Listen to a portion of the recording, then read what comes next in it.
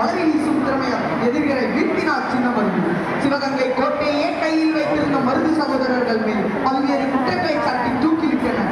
தாய்நாட்டுக்காக போராடிய சகோதரர்களை மரணத்தில் கைது கொடுக்க அந்த தூக்கு கயிறு கூட அஞ்சியது. சாகும் போது நிச்சயமாக சுதந்திரம் நாட்டுக்கு கிடைக்கும் என்று கூறினர் மருது சகோதரர்கள்.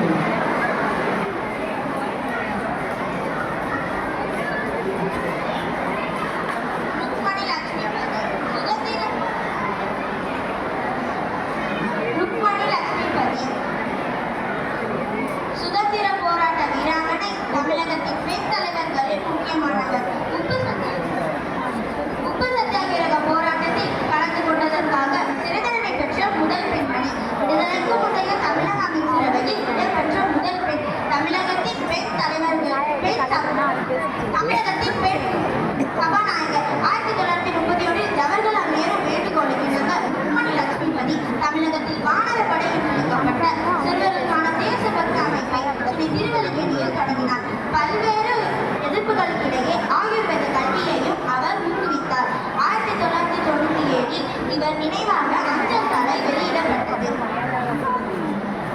போராட்டத்தின் மிக முக்கியமான ஒரு உதாரணமாக கருதப்படுகிறது.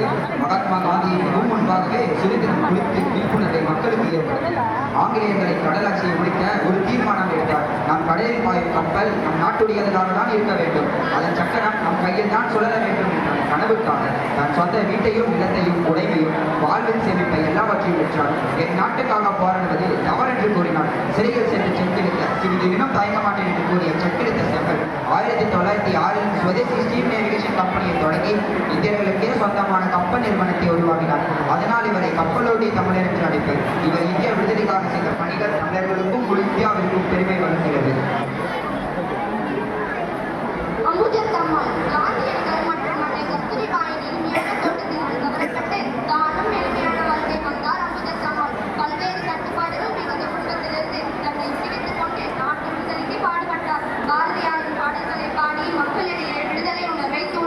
அருகில் உள்ள பெண்களுடன் இணைந்து உலகப் போரில் ஈடுபட்ட இந்திய ராணுவத்தினருக்கு மருந்துகள், துணிகள் ஆகியவற்றை சேகரித்து அனுப்பும் பணியில் ஈடுபட்டார். சிறையில் இருக்கும் போது தான் கற்ற மொழிகளை பிறருக்கு கற்றுக் கொடுத்தார்.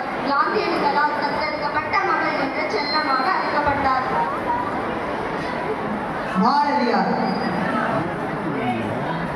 வள்ளுவன் தன்னை உலகிற்கே தந்து வான் புகழ் கொண்ட தமிழ்நாடு என்று தன் கவிதை மூலமாகவும் இதழ்கள் மூலமாகவும் வெள்ளையனை எதிர்த்தவர் தான் மகாகவி சுப்பிரமணிய பாரதி.